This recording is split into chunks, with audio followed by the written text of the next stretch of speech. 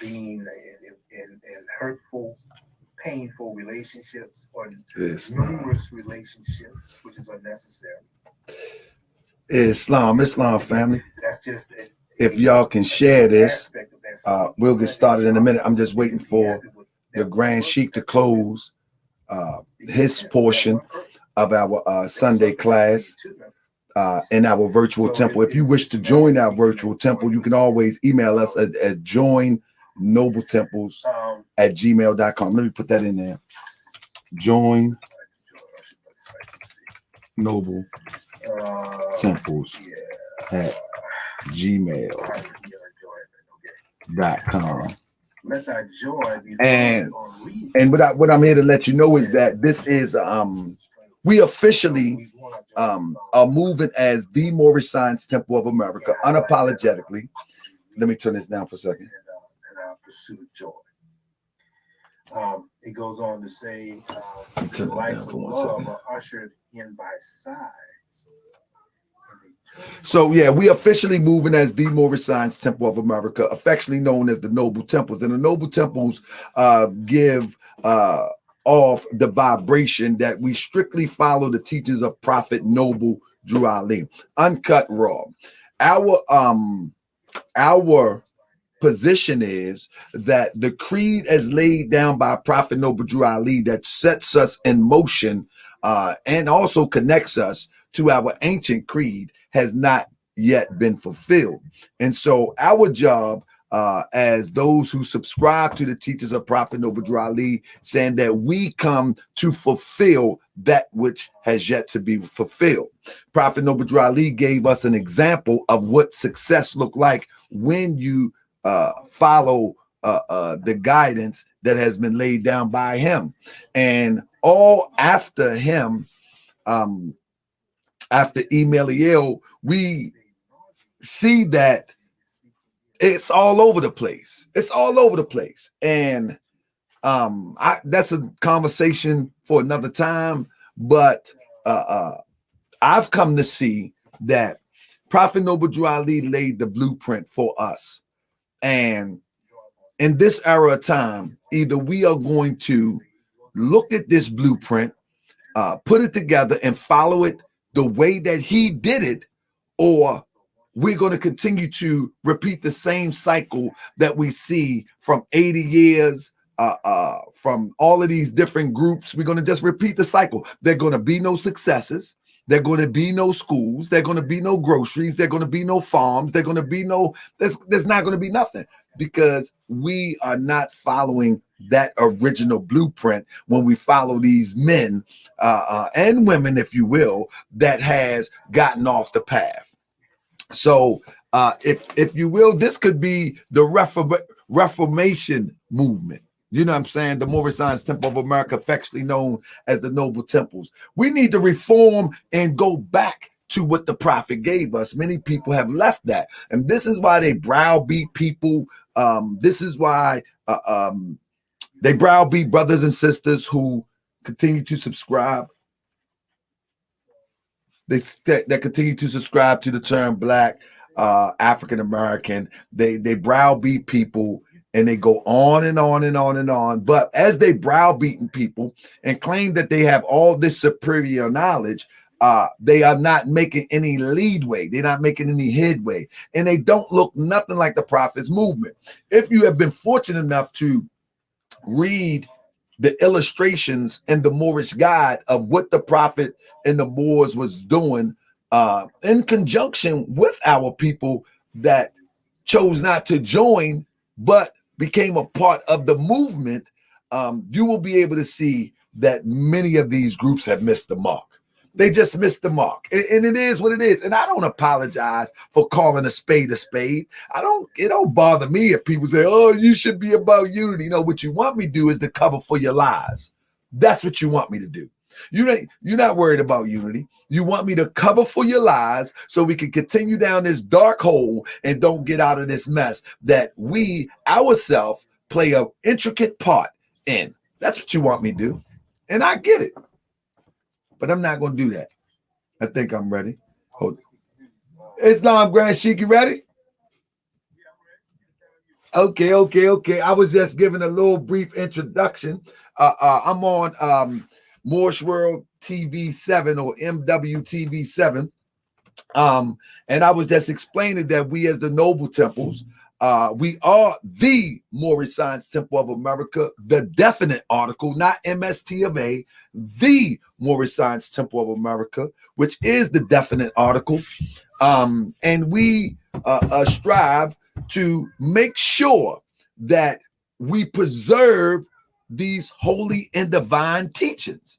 This is what we were instructed to do, to preserve these holy and divine teachings. And for those people that say that they follow or subscribe to the teachings of Prophet Noble Drew Ali, and they have yet to implement exactly what the Prophet Noble Drew Ali demonstrated, then they are out of law as it refers to preserve these holy and divine teachings. If they are holy and divine, and the prophet tells us to preserve them, that would tell us that it's going to keep them in a space that is going to put us on the next level or take us to the next level. So let me get started.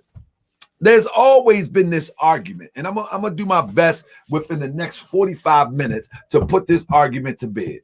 There's always been an argument as to what's the difference between Muslim and Moslem. There's always been an argument, and now this argument here can hurt some feelings because I don't sugarcoat truth. I don't sugarcoat truth. I am a friend of truth first and foremost, and then secondly, I'm a friend of you. You know what I'm saying? That's just what it is. I don't sugarcoat truth. I don't feel no type of way. You know what I'm saying? If I offend you, I don't feel no type of way. You know what I'm saying? I don't feel no type of way.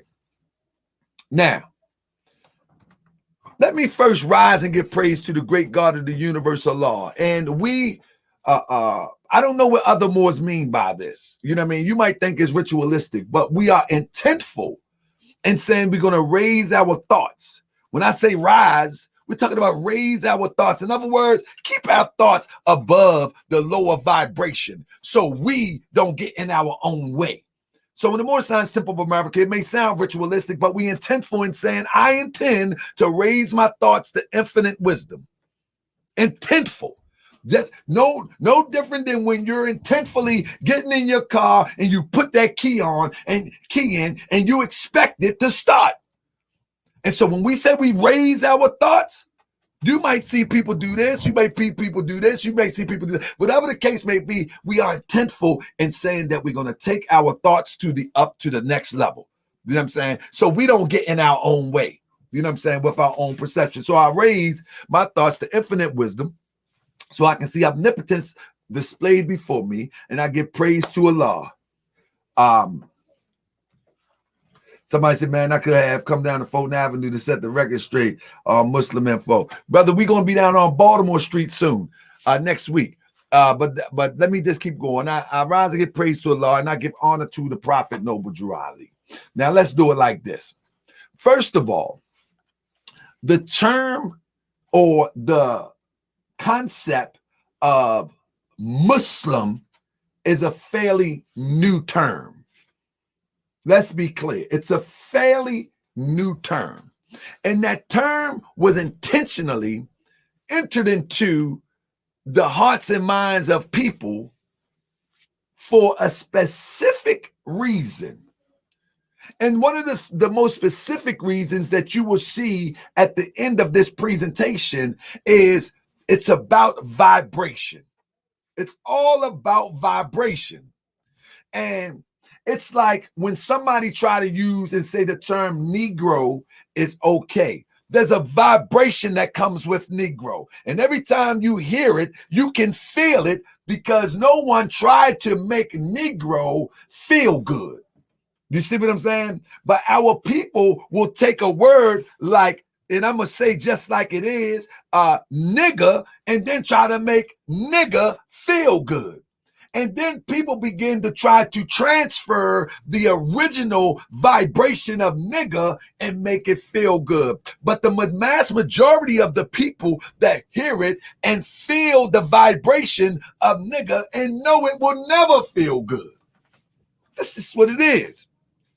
And that's one of the most common ways that we can look at and examine and say how people try to change the vibration of something and you never could. You know what I mean? Never ignorant, getting goals accomplished. And you can try to make all these acronyms and all that, but the vibration remains the same.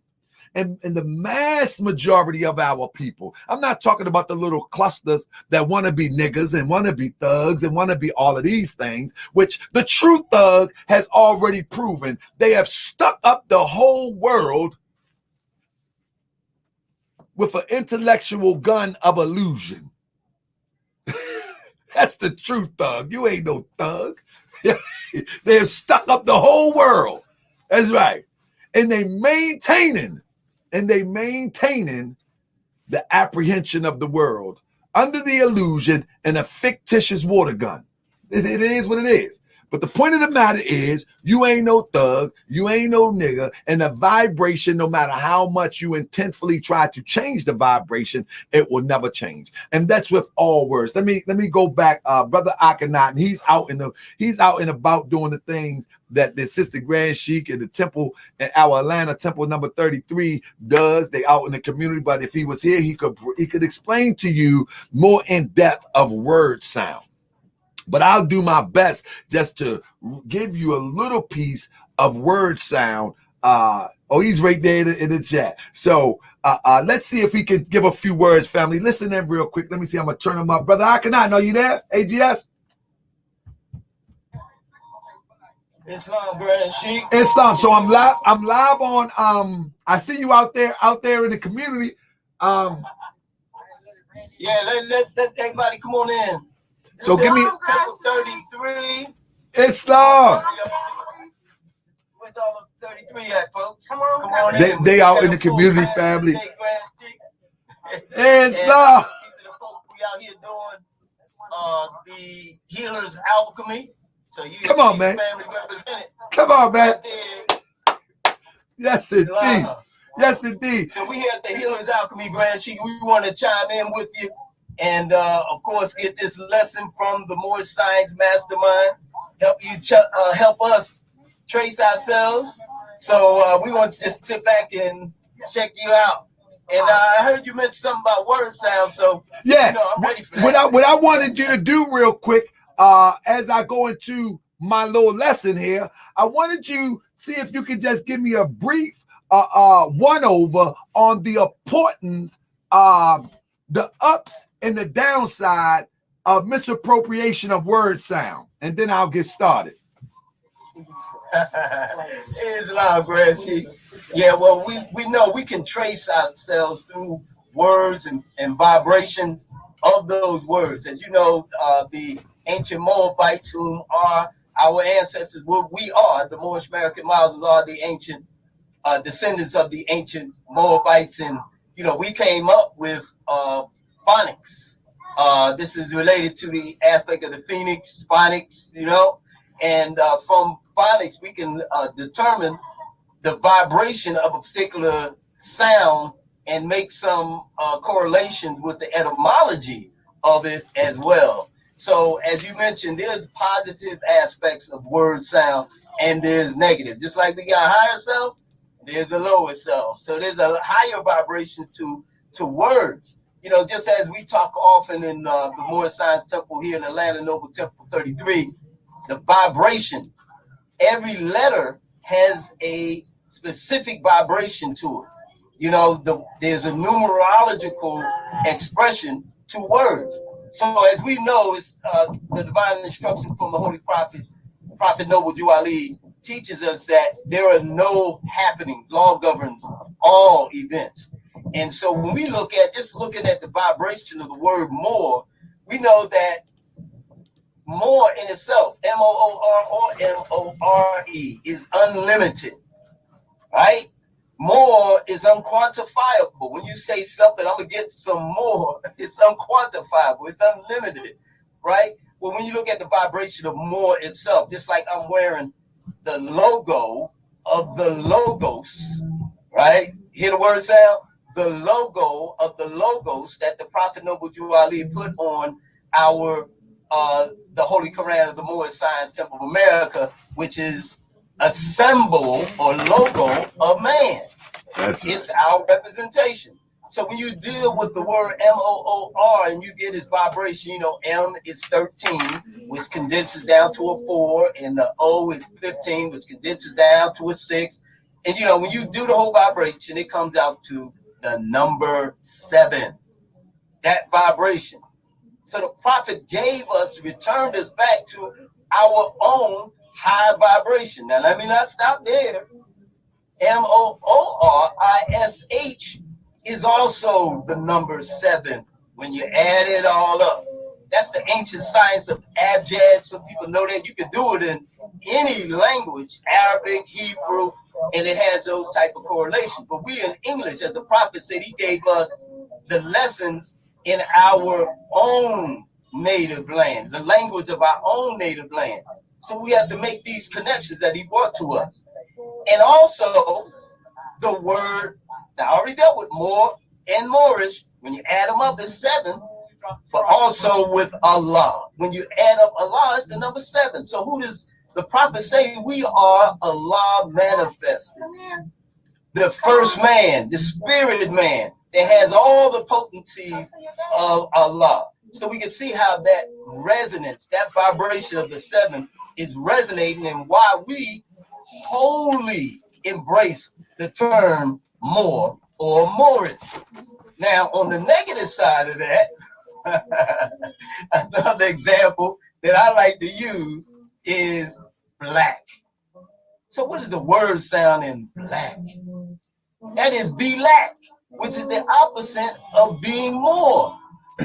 Be-lack is a vibration that relates to why the prophet says, in one sense, why we don't use the term black. And we know that term in English represents those that are the slaves. They had black codes for slaves, Negro, and we know all those terminology. You go back to Negro represents death, or civilitis mortis, which means civilly dead.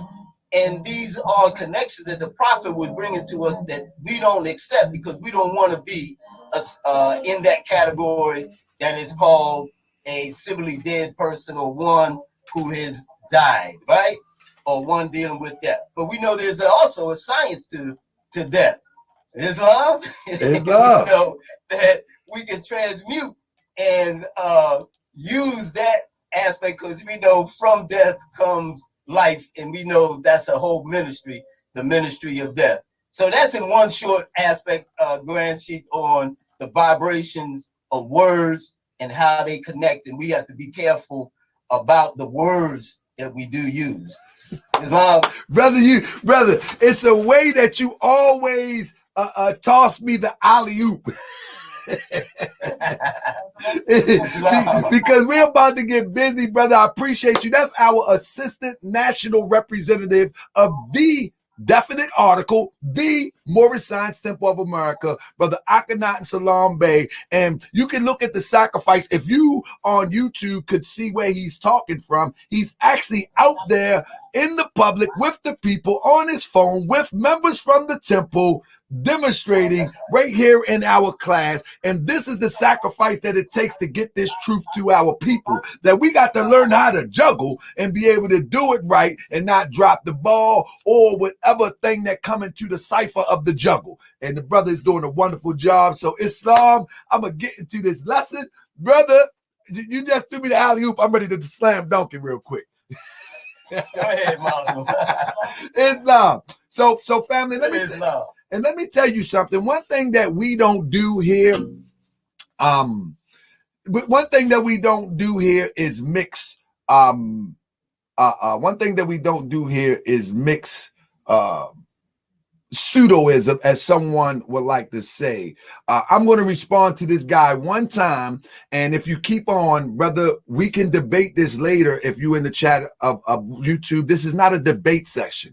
This is a Moorish Science tip. This is our Sunday class. Now, listen, email me and we can debate this later. But I'm going to respond to this and then I'm going to move on. He says, shake my head.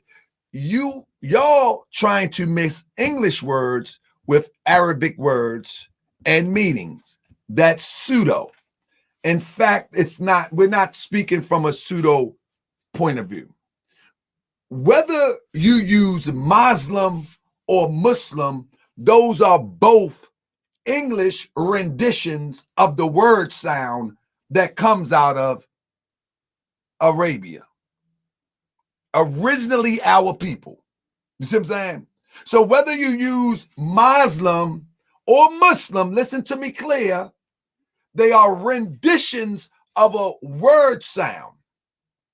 Because spoken in Arabic, it's not written in English. It's the word sound that renders the English spelling. As Taj would say, are we clear? When you take a word and transliterate it, which the Arabic language is transliterated, not a translation, it's a transliteration. You are writing it close to the word sound. And I want you, William Robinson, if you can understand that. You're not writing it specifically from the exact script. You're not writing it from the exact script. You're writing it from a phonic script of the sound. So you're not speaking of Arabic. You're only speaking of phonetically how it sounds in English. So I don't know where you get your teachings from, but you're in total error. You're in total error. So the rendition comes from the sound, and then they spell it in English. This is how you get these words. Let's be clear. Let's be clear. I don't know where you get your teachings from, but it's not this. And now I'm going to show and prove what I'm talking about, because the difference is most people think that Moorish American Muslims, we just have conversation. I mean, most people think that we just have conversations. But now let me show you. So the guys say there is no O sound in Arabic. Again, we're not talking about the script. We're talking about how it vibrates when said. You don't understand that? We're not talking about the Arabic script. We're talking about the vibration when spoken. But if you don't understand that, then that's your loss, brother. But pay attention and you might learn something today. All right? Pay attention. If you don't, then, hey, it's on you. But I'm going to give this the way it is. You know what I'm saying? So here we go. So first of all, family, when you look at, and there has been studies on this, and this study comes from, and it is a European, I think his name is Bryant something, but I'll get his name in a minute.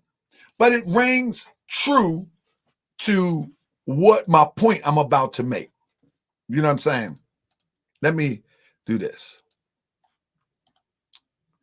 All right. So from the Moorish Science Temple of America perspective right here, we always use the term Moslem since the time of the Prophet Noble Drew Ali. And one of the things that the Prophet Noble Drew Ali says to us, that he's going to connect us to our ancient creed, our ancient forefathers. And so when those who study Prophet Noble Drew Ali, he never wavers. He never call anybody black in his writing. He never make a substitution. He never wavers. And the term Moslem is also written in our holy book called the Moorish, the Holy Quran for Moorish Americans, for the Moorish Science Temple of America. And in that, he talks about the people of India, the people of here, the people of there. And he says, these are all Muslims. He's using the term Muslims. And when we're dealing with something that is holy, we do not alter it in one bit. We just don't alter it. Because there's a reason that the author that has put this together, or one has compiled this in the case of Prophet Noble Drew Ali, there's a reason that this was divinely prepared in the way that it was. And to alter it, you take from it as opposed to adding to it. And so he uses the term Muslim, and he uses it emphatically in our holy book. And so if he uses it in our holy book, we must consider that there is a reason for that. And if he wanted to be other than that, then I think he would have used that somewhere in his writings, but he never uses that. And so let's leave that right there, and let's get into it. So what does Muslim mean? Muslim is an alternative spelling of Muslim. Now that's a lie. This is an article where I grabbed from the European name. Let me see if I can get his name real quick.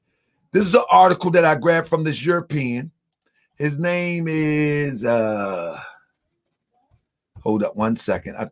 Bryant Garner. He's a lawyer, a grammarian, and lexicographer. You know what I'm saying? But this is what he says. Listen to what he says. What does Muslim mean? Muslim is an alternative spelling of Muslim. In fact, it's the other way around. Muslim is an alternative spelling of Muslim. And I'm going to show and prove in a minute. The words have the same meaning in all contexts, and both spelling have been used for several centuries. Muslim was preferred spelling until the first half of the 20th century. Here we go. Here we go. Muslim was the preferred spelling until the first half of the 20th century. You must hold on to that.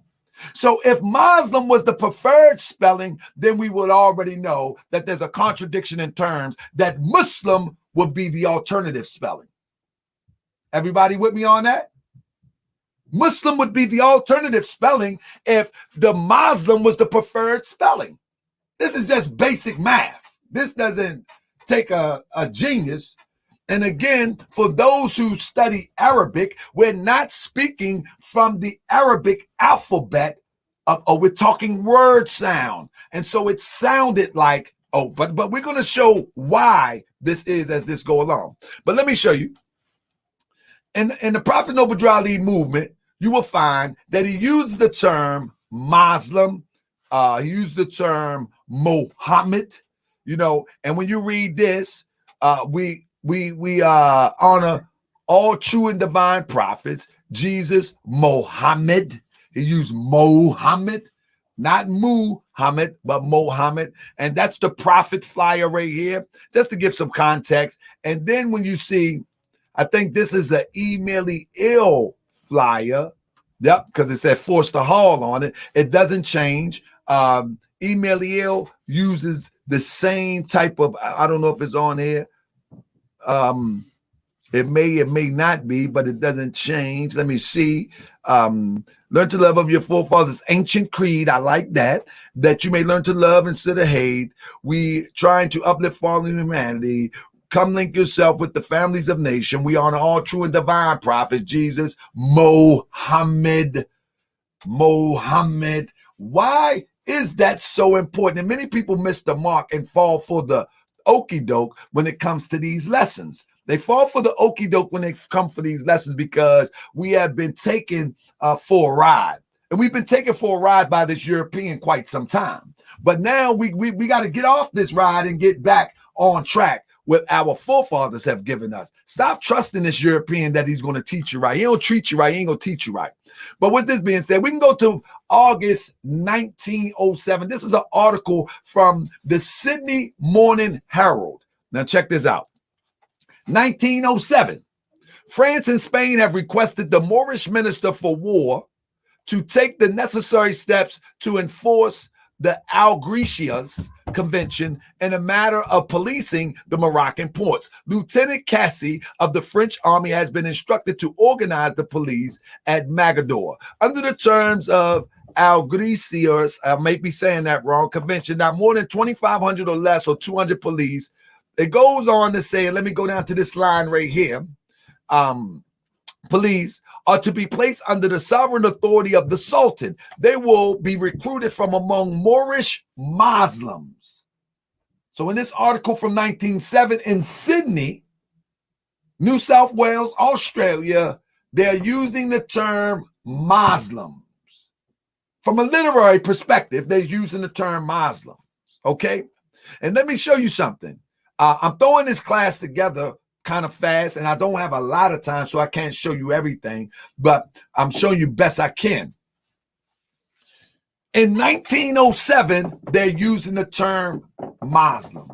So my challenge would be to show me where in any literary writing the term Muslim being used before the 1800s. This right here will shut a lot of stuff down. The English rendition is what I'm saying. Show me where the term Muslim, MU, is being used before the 1800s. Hold up. Can everybody hear me? We good? Asad say he can't hear me. Who can't hear me? Where you can't hear me at? Yeah, I was about to say the same thing, Grand Sheik. You said the English rendition, then you went out. Can you hear me now? Where you can't hear me at? Here or there? YouTube or Facebook? Zoom. On Zoom. Okay, on Zoom. Okay. I see my thing. But you probably coming through clear on YouTube. Let me. Oh yeah. So on Zoom, I'm gonna tell you, I can see that my Wi-Fi is not stable because I'm on Wi-Fi here and I'm on what's the name right here? I'm on hardwire here. But so the point that I'm making is before the 1800s, let's see if one can come to the challenge and show me the term MU, Muslim, being used. There's a reason why I'm saying this challenge, because as I go towards the finale of this presentation, you'll know why things have been reversed and switched. All right.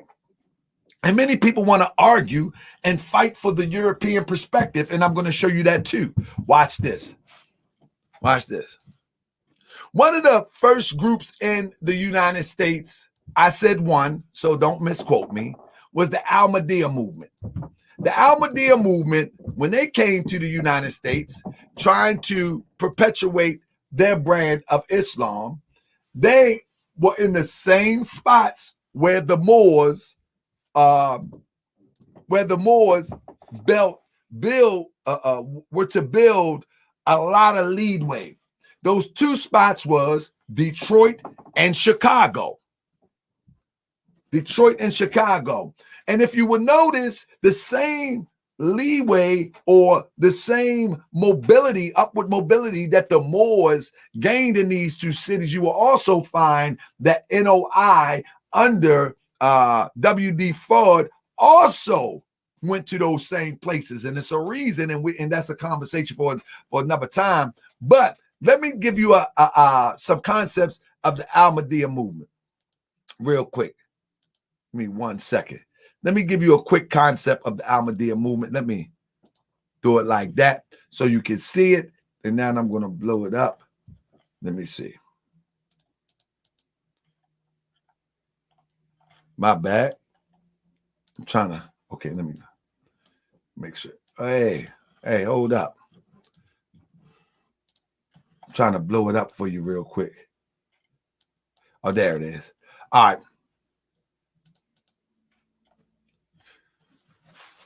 The Ahmadiyya is a sect of Islam, not a new religion. Ahmadiyya is a movement entirely within the fold of Islam meant to revive the true spirit and philosophy, to cleanse Islam of the superstitions and unnecessary beliefs and customs which have crept in over the past 14 centuries. And finally to preach the religion of Islam to non-Muslims with enthusiasm and zeal of the early Muslims. Now, when Brother Bashir been on the show before, and this is the group that of Islam that he subscribes to. All right, y'all get me on this? I'm trying to work this real quick. Yeah, so Brother Bashir, that's been on Moorish World TV, this is the group that he subscribes to. But notice in this article right here, they are using the term Muslim. They're using the term Muslim. And this is one of the earliest groups in America who would come with their brand of Islam. And I say their brand of Islam because they're a little bit controversial too as it relates to the total Islamic world. But that's another conversation also. But they were one of the first here as a group, as an organization, right? In fact, this group actually were one who began to put out a lot of information that was even consistent with the Prophet Noble Drew Ali. Now, we're going to get back to that in a minute. But now, let's get into, we got an article here from 1928.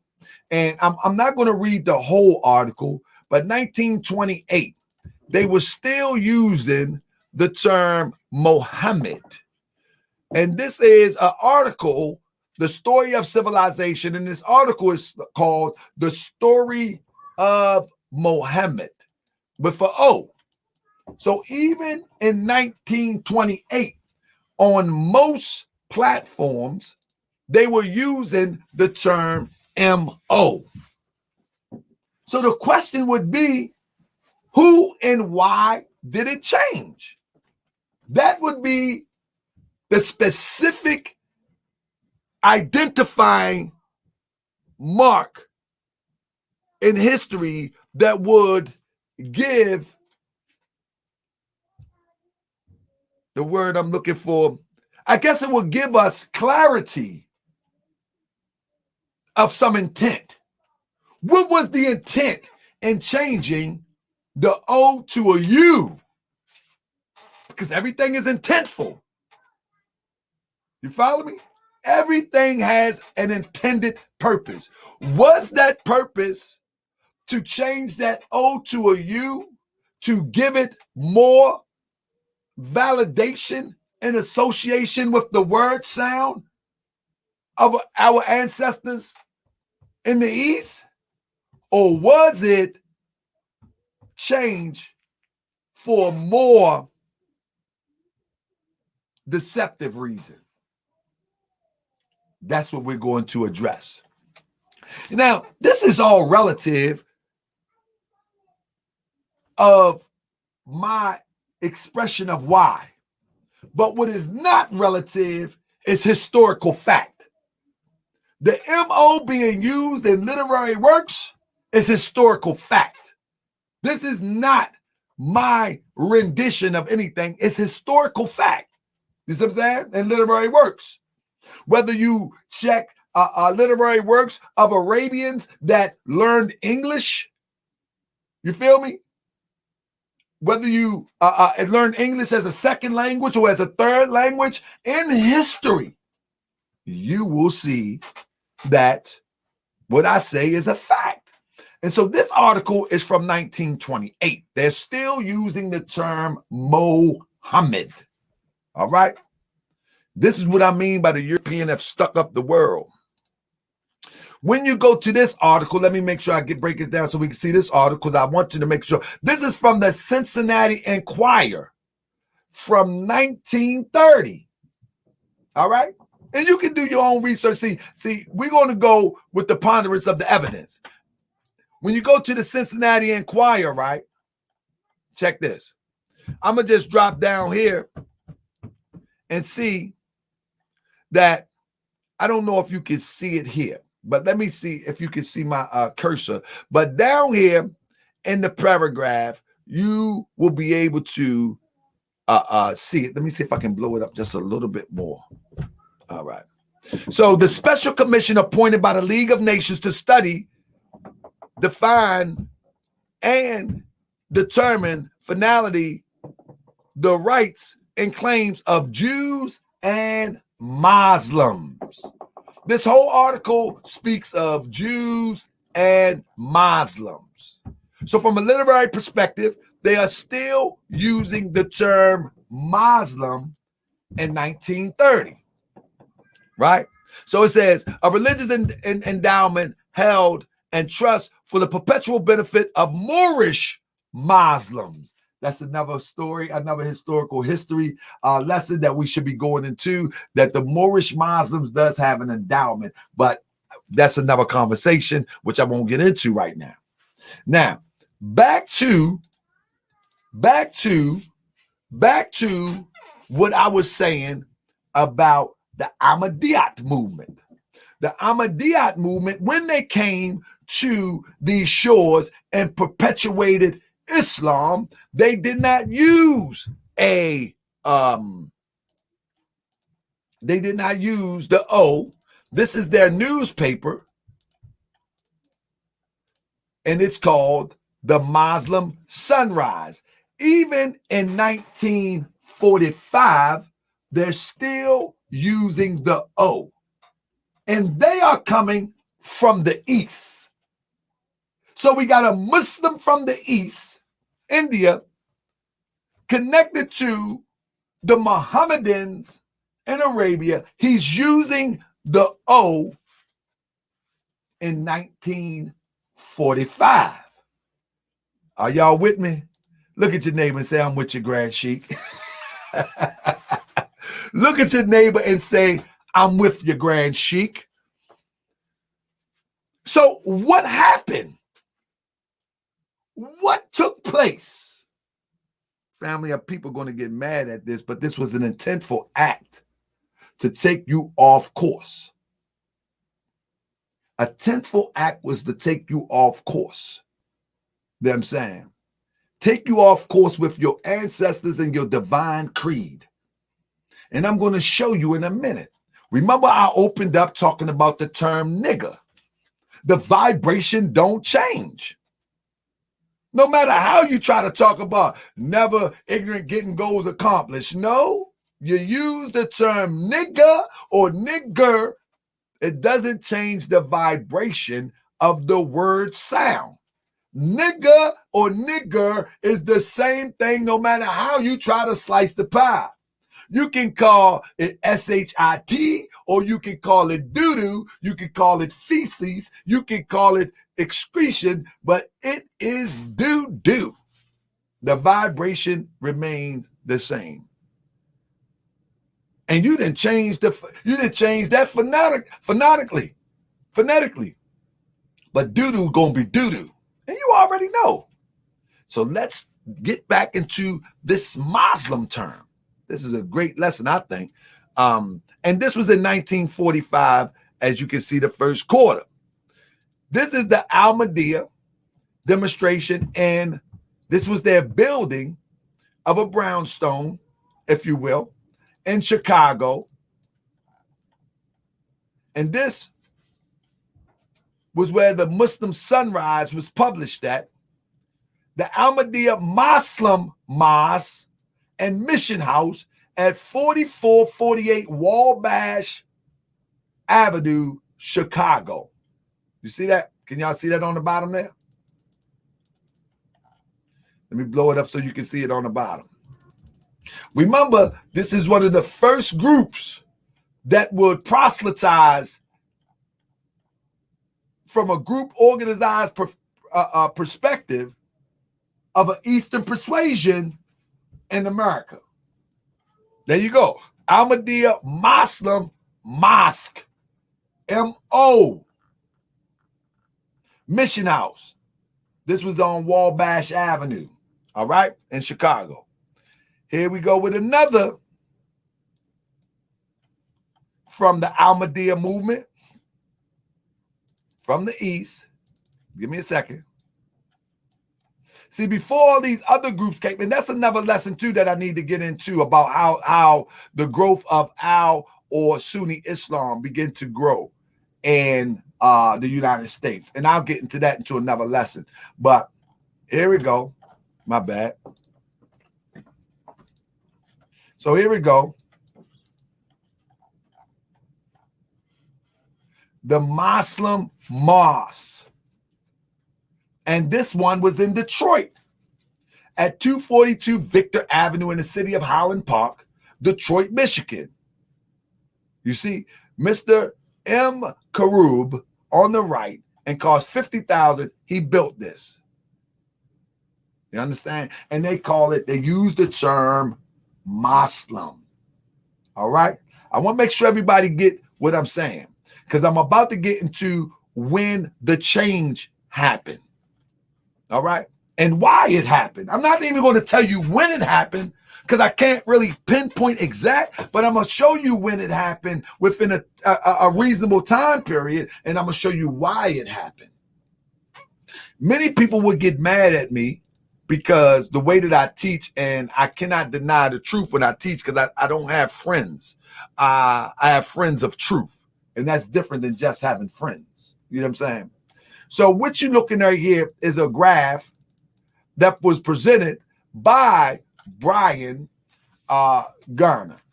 And if you can disprove this graph, then that's fine.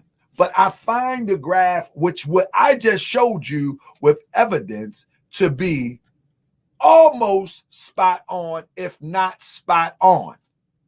You watch.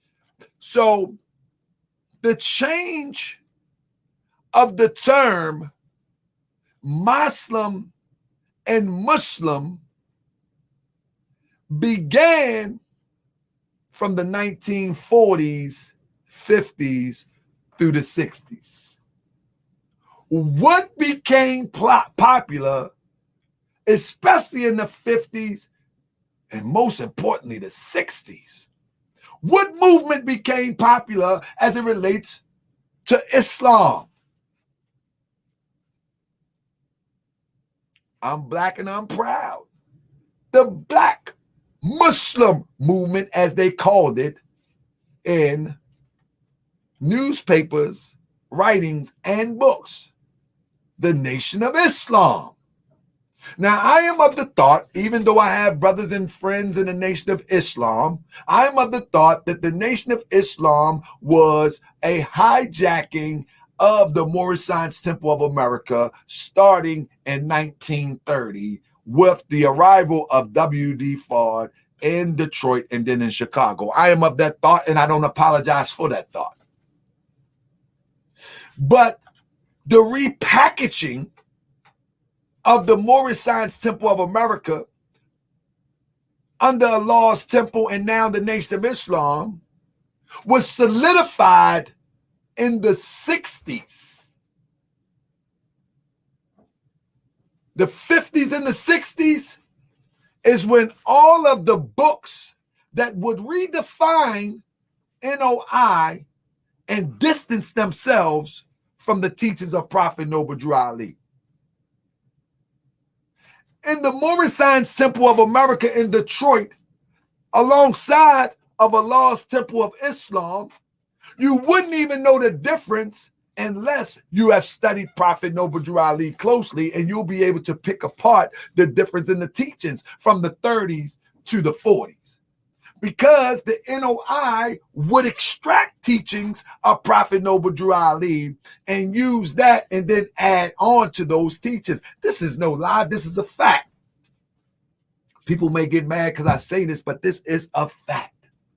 This is a historical fact. That if you show the teachings of NOI from 1930 to 1940, they are almost identical to the teachings of Prophet Noble Drew Ali. And this is just a historical fact.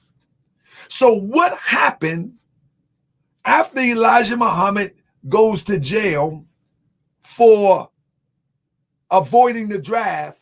Once he get out of jail, a lot of these published materials come out, and they come out in droves. And at this point, the term Muslim is everywhere. The O is now changed to a U, and now everywhere in literary works, Europeans is also perpetuating this term, Muslim. So we're talking about between the terms of the 40s, 50s, and 60s, but mainly in the 60s.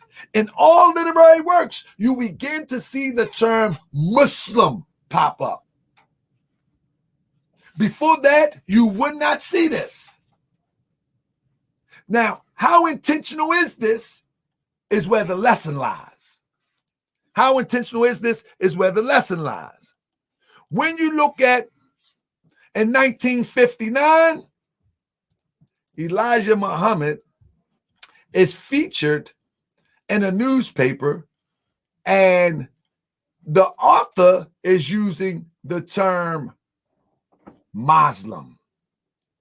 I forget what newspaper this was written in, and it'll come to me maybe before the class over. But you can see the term Mr. Muhammad, leadership of the Moslem community. This is where you start seeing the shift in literary works. You see that? Muhammad, leadership of the Moslem. But we know that when we study the Prophet Noble Drew Ali works, we see Muhammad and we see Moslem of the same literary equality. They equal as it relates to the phonetic spoken word. But here you begin to see the change, right? In this literary work, it says messenger of Allah and spiritual leader of Muslims in the U.S. for nearly 30 years. Remember this article, my bad.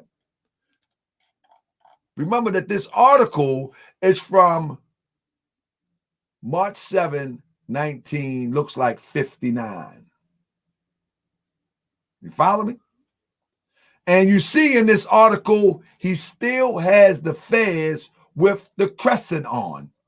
That doesn't change anything just because there's a crescent on it, because there is no group that perpetuated the fez before Prophet Noble Drew Ali here in America, though. So that's a direct connection. Also, you can also see the group that hijacked the Prophet's movement, C. Kirkman Bey, also have a design on his fez, a scimitar over a star. So, that doesn't change a thing. You know what I'm saying?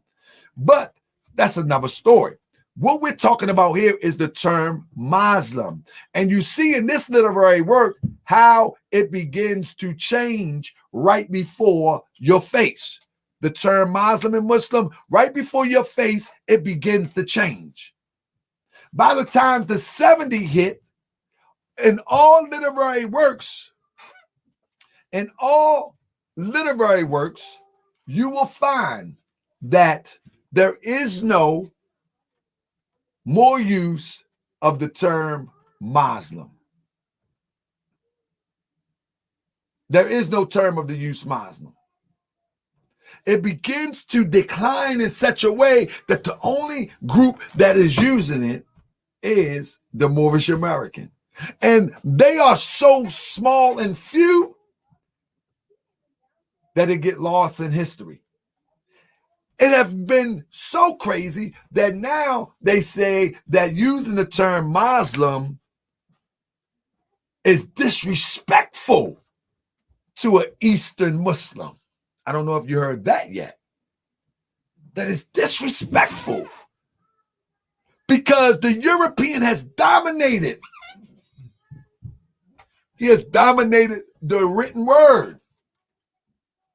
And now he makes people from the East feel like the term Muslim is no longer an acceptable term. But let me tell you why he did that. Let me show and prove why he did that. When you look at this right here, these are writings from Elijah Muhammad.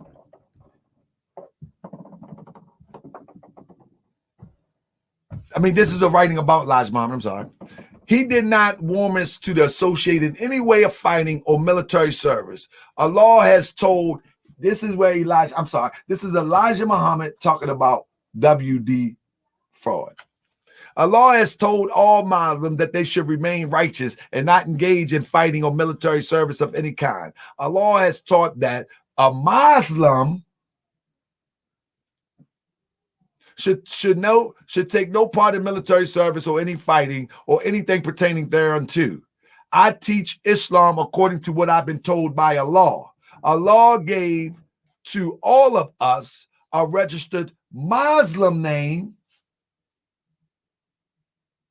This teaching himself when he gave out the identification cards with a holy name on that. Who else get that, family?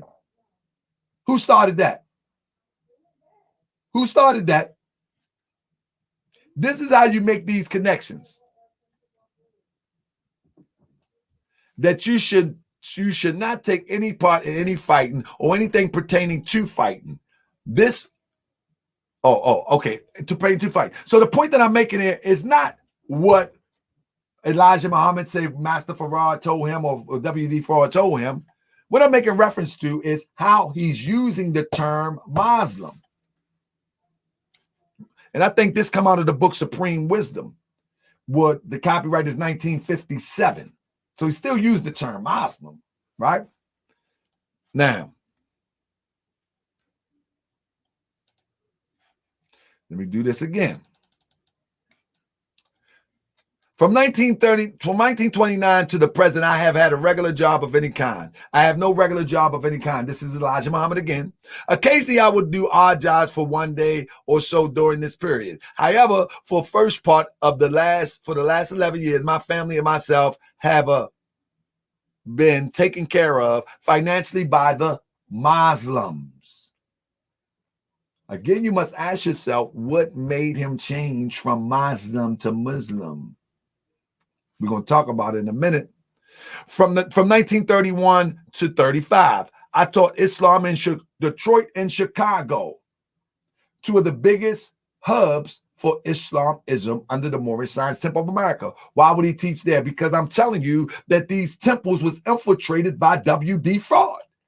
They didn't start from scratch. They went into these temples and these home temples, and they recruited straight from the Moorish Science Temple of America, and they flip-flopped the teachings. This is why he went to Detroit first. This is why the Nation of Islam, temple number 1 is in Detroit, and temple number 2 is in Chicago. Mosque Mariam is in Chicago. But temple number 1, Allah's temple number 1 is in Detroit. Because Detroit was the biggest concentration of Moorish American Muslims and where the infiltrated started. And then it went to Chicago second, but was the second biggest concentration of Moorish American Muslims. This was an institutionalized takeover working within by powers without. And I'll leave it at that for right now. From 1935 for the present, and this is just how the book is written, so the typographical errors, it is what it is, to the present, I have traveled extensively and lived for various periods in the following cities: Baltimore. In Baltimore, Moorish Science Temple of America, there's a story where he came in and tried to teach some of the off teachings, and they ran him out of Baltimore. The temples in D.C. Every place where Elijah went, there was a temple there where he tried to infiltrate and turn into Allah temples of Islam. I'm trying to tell you, family, and I got something coming on that, but this ain't what this is about today. So let me just drop down. During this time, my family remained in Chicago, and they and myself were supported voluntarily by contribution from Muslims. The monies which I received all came from members of Moslem temple in Chicago. And let me tell you something about this Moslem temple in Chicago. That Moslem temple was at this time, it was at the Pythian temple. And if anybody studied Moorish history, you would know that Emil, after they were forced to leave 3140, the Moors held their temple and the Pythian temple. And this is the same address where this Muslim temple was. So we're going to put that together later. But anyway, he's used the term Muslim in here. In Chicago, during that time, I have traveled about engaging in activity and other than studies of religion, and also endeavoring to avoid unknown individuals who I understood were trying to take my life. I also visited Muslim temple in Philadelphia, Newark, Hartford, Columbus, Baltimore, Washington, D.C. It was my understanding that there were more than 25,000 Muslims. Where did they come from? He was speaking about Moorish Americans because during this time, he said he's traveled, but he didn't set up nothing. He's telling you incandescently that there was 25,000 Muslims and temples. These was Moorish science temples of America. Let's be clear. These was Moorish science temples of America. And he traveled to these places. I'll save that for another lesson. Last but not least, I have always had a very high opinion. One second. I have always had a very high opinion of both Noble Drew Ali and Marcus Garvey and admired their courage in helping our people, the so-called Negroes, and appreciated their work. Both of these men are fine Muslims. Now you start to see this is the second edition of the Supreme Wisdom, volume 2, if you will. So if the first edition was in 1957, and we found an article where the term Muslim and Muhammad and Muslim was being used in 1957, the first edition of the, what's the name? And I just clipped this. So don't worry about the Muhammad Speaks, because this come out of the book. So the first edition was 1957. So the volume 2 of Supreme Wisdom had to be after that. And now he's using the term Muslims. You see? Now he's using the term Muslim. Follow me, family, as I paint this picture. Now, at this time, he's using the term Muslim, which I was moving too fast, so I can't get the exact date, but I'm going to tell you that in between 57 and 62, this term MU began to become the most prevalent term. Now, as you can see, in this right here, this drops in that same era, and we know that this looks like our divine constitution and bylaw, but the point that I'm pointing out, he's using the term Muslim, MU. The Honorable Elijah Muhammad, you follow me? He's using at these times. Now, let me give a summary before I wrap it all, take it all home. In fact, before I go that, when you look at their nationality card, the registered Muslim name, you'll see on this nationality card or identification card, you would have it, Mohammed Sharif. Y'all see that? M-O. This is from the Nation of Islam. I did not make this up. Now, if you look towards the bottom of it, you'll see the bearer is a registered Muslim, N-O, M-O. The change of the term M-O to M-U was a perpetuation by Europeans. It was pushed by Europeans and then perpetuated through what they will call the Black Muslims. That's the bottom line. That's the bottom line. The MU was pushed through the NOI in all literary works by Europeans. I want you to understand what I'm saying. There's a reason why, and I'm going to bring it home in a minute. I need about 15 minutes. There's a reason why that you don't know about the Moorish Science Temple of America until you're in your 20s or in your 30s. There's a reason why. These Europeans are masterful of using our people against us and touching into our heartstrings by our people to keep us running into a brick wall. And you might say, well, what's the big deal? Muslim, tomato, tomato. Oh, there is a big deal. It's a major deal. And the major deal is connected to what our assistant Grand Sheikh, National Representative, Brother Akhenaten, said coming on. There's an upside and there's a downside. Word sound. Here is another one, a registered member. I am a registered Moslem. All right? Now, one of the things that you have to know, and I'm going to leave that alone because we already covered that. The O sound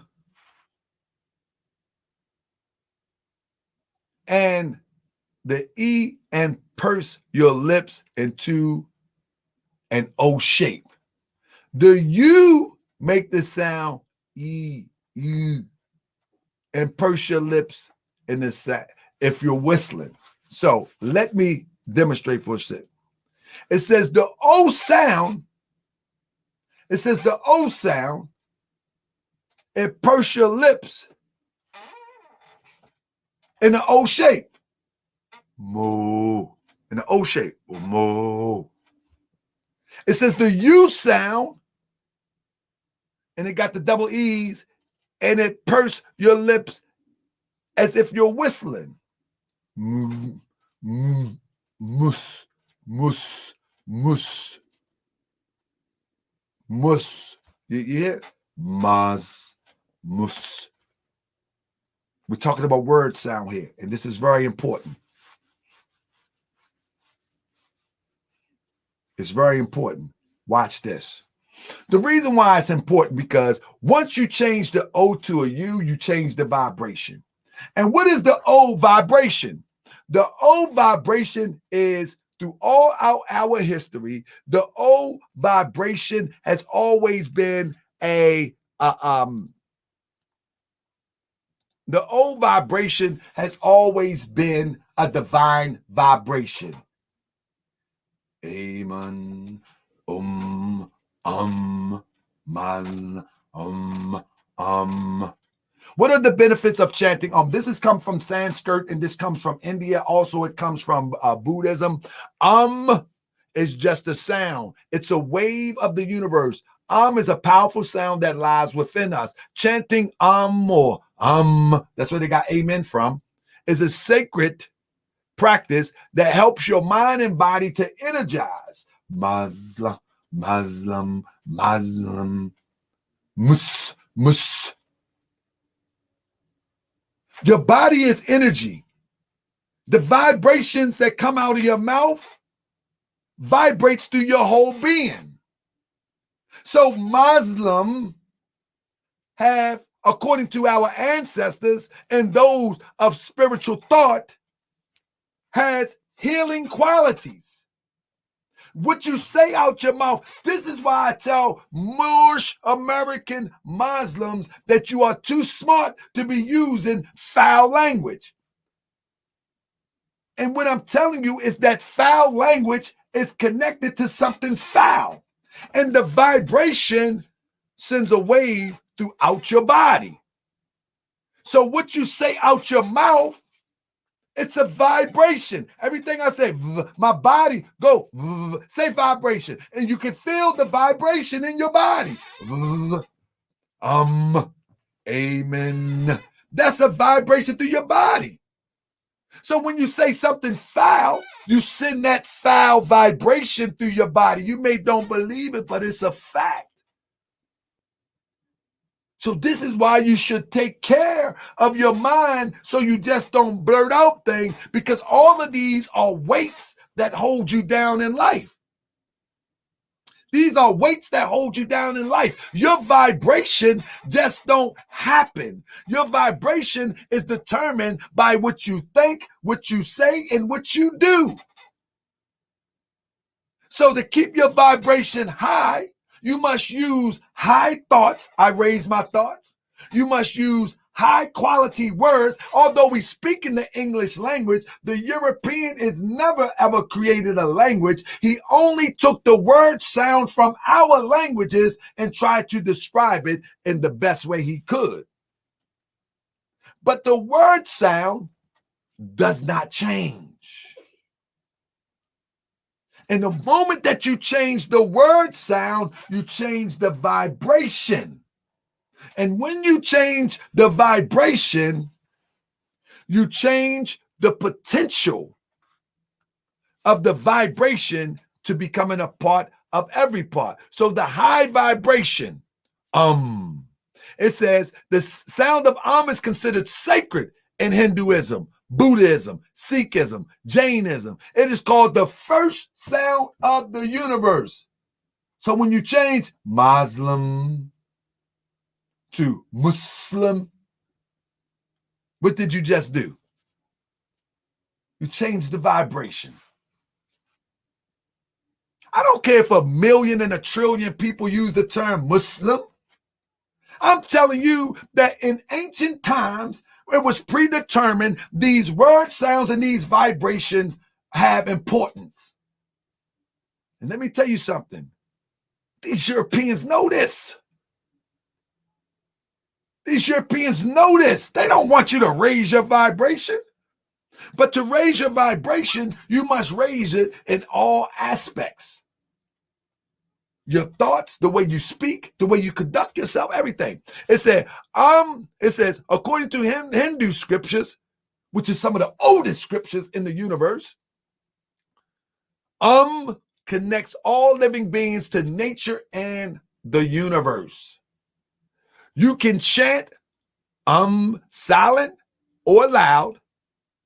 There are many benefits of chanting Read below and I'll get the article. I'll put it in the chat. Chanting is beneficial for stomach health. Studies suggest that chanting on regular basis relaxes the muscles of your stomach. If you have stomach ache, and chanting will remedy it for you. See, these vibrations are very important. And so in closing, I want to share this. The reason why the Sanskrit word for God, is the basis of the sound of the universe, the of the Hindu Vedas. And we in the Moor Science Tip of America are taught from the Vedas, become the sacred word of Tibetans, Amen, of the Muslims, and Amen of Egyptians, Greeks, Romans, Jews, and Christians. Is the all-pervading sound emanating from God in his aspect of creator, the voice of all things in creation, testifying to the divine presence in every atom. The great Hindu sage Patanjali said, he who knows knows God. And we don't separate Buddha from the line of prophets. And when we're talking about Hindu, we're connecting that to Buddhism as well as Hindustan, as it's called in our Quran. Those brothers and sisters who our prophet calls determines that these are Muslims. These are Muslims. And so the Moorish American Muslim, we don't change the vibration of the term Muslim. We don't change the term Muslim into Muslim because now it's in vogue. Because changing the term, you change the vibration. And that changing of the vibration was set out there intentionally.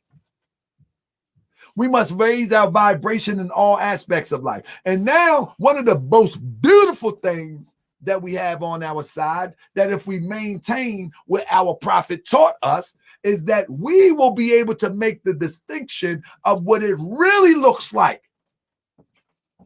to study and to become a part of the universe connected to the universal creator through doing what's right just because it's right. In other words, we'll be able to make the distinction. Don't confuse me with one of these Muslims of the East that want to act fool and talk fool. Don't confuse me with one of these Muslims of the East that want to act as if that if you don't do this, they're going to cut your head off. Don't confuse me with that. Don't confuse me that I'm going to grow my beard to the floor and I'm going to paint it red. Don't confuse me don't confuse me that I'm going to dress a certain way. Don't confuse me that I'm going to pray a certain way. Don't confuse me with none of these cultural overtones that has come to be cultish and millions of people to do it. Don't confuse me with that.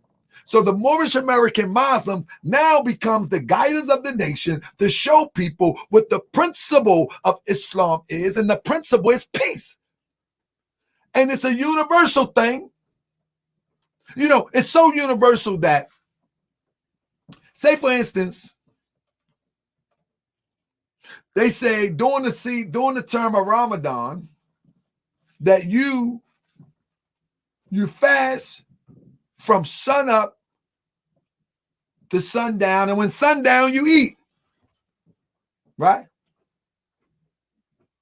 Now let me answer me this, riddle me this. What about in the part of the earth where the sun don't go down? You know, you got parts of the earth that sometimes it just don't go down. Where's the universality in that? There is none. So you know what they do? They start to make concessions for God. They start to say, well, we'll just count. There's 12 hours in the day, and after 12 hours, then we can eat. No, you can't make concessions for God. What's wrong with you? So you have an earthly and divine teaching in every aspect of religious life.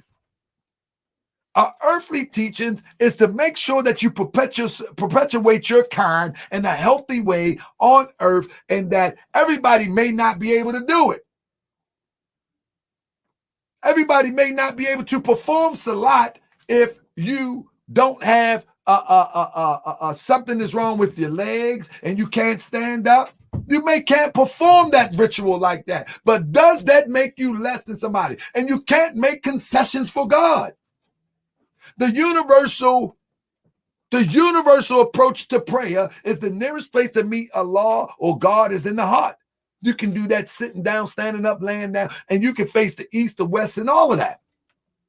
And this all is written in the same Quran that they say they subscribe to. No, this is written in the same Quran that they subscribe to. A lot of stuff, a lot of stuff that people push and call Islam is something that came way after Muhammad. It came way after Muhammad.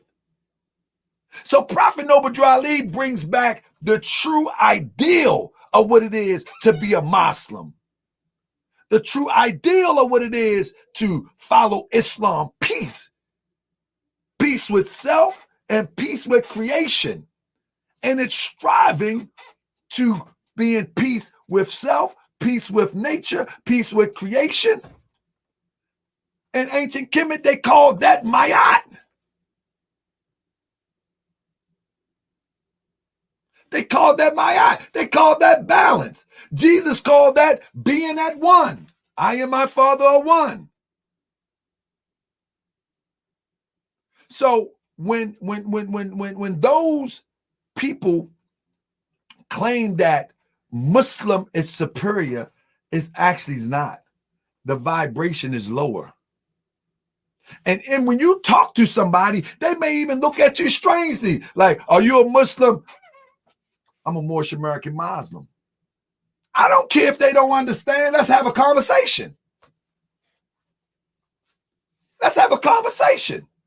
I don't care if they don't understand. I know how to explain what if you can't explain what you are a part of, then you better get yourself into a Moorish Science Temple of America, most importantly, a Noble Temples. Because just like I did here, I'm going to show you with proof. If you're a Moorish American and you can't explain, I'm not going to make a concession and be like, yes, I'm a Muslim. I'm a Moorish American Muslim. What is that? Okay, let's have a conversation. I got a minute. And if I don't, hey, here, take my number, text me. We'll talk about it later. It's an opportunity to teach the distinction of what's real and what's not. But with that being said, I went 7 minutes over, family. So my time is up. But I would invite you, as you can see, our Sheikh Marzouk Razin L. He put in there, join nobletemples@gmail.com. If anybody wish to join our class, you're welcome to join. You're even welcome to join our temple. We have a virtual component, and the Grand Sheikh is about to take over in a minute. And in this virtual component of the Moorish Science Temple of America, we strive to give exactly what happens in the Moorish Science Temple of America on a digital platform. And believe it or not, we were the first to do this because we seen a need to give these lessons to those in parts of the United States and around the world that wouldn't normally get these lessons.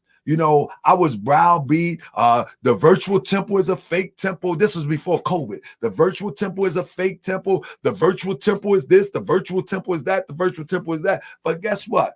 Everybody ultimately had to go virtual. Everybody ultimately had to go virtual. And so we have been ahead of the curve. And in this virtual Moorish Science Temple of America, you can become a member of the Moorish Science Temple of America, and you can learn the things necessary to raise up a temple in your area if you desire to raise up a temple in your area that looks like the temples that Prophet Noble Drew Ali raised up. There is no need to complain about these Moors talking crazy. There is no need to complain Moors need to do this if you haven't done nothing. So I invite you to come and do something, and do it unapologetically. You're going to have to empty your cup, though, because you've been told a lot of lies. The way that I was told, I had to empty my cup. I lost a lot of who I thought were friends with this truth, but it doesn't matter. It doesn't matter to me. I am comfortable in my skin to move forward on this science for those that come after me, because many of those that's with us are lost and lost forever. Ever, ever? Ever, ever. Grand Sheikh, I yield the floor, brother. Islam Grand Sheikh, excellent demonstration. Really helping us to appreciate the importance of that word sound, why we are Muslims and not Muslims. The principle is just universal, and how you just can't take a negative and make it positive. It is what it is. The vibration it is what it is. You see. So beautiful demonstration.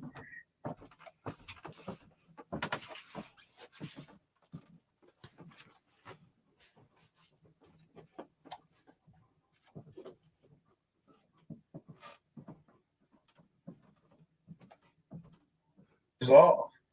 It can't be changed. It is what it is. Even when you bring it, you look at it, be lacking. It's be lack. More. Be more. So we can see why this has been covered up. This has been covered up. This knowledge has been covered up. If it's of no use, of no value, why do they strive so hard to hide it? You see. Why do they strive so hard to hide it? There's a reason for it. Everything is done with intent, as a Grand Sheikh brought out. The changing of the sound vibration from Moslem to Muslim, from Muhammad to Muhammad. And you can see it. It's in print. It's in black and white. Everyone's talking about they want receipts, they want proof. Hey, they got the proof. You see. They got the proof. It was put right there before them. Now, as to whether or not they're going to accept the proof, accept the truth, or fall into a state of cognitive dissonance, I don't know. It's up to you. It's up to them. But the Grand Sheikh has done what he did. He was supposed to do. He stood on truth. He brought receipts. He brought proof. And that's it. So let's strive to think about those sound vibrations, our thoughts, the energy the vibrations that we're putting out there in the universe. Let all our thoughts, our speech be positive.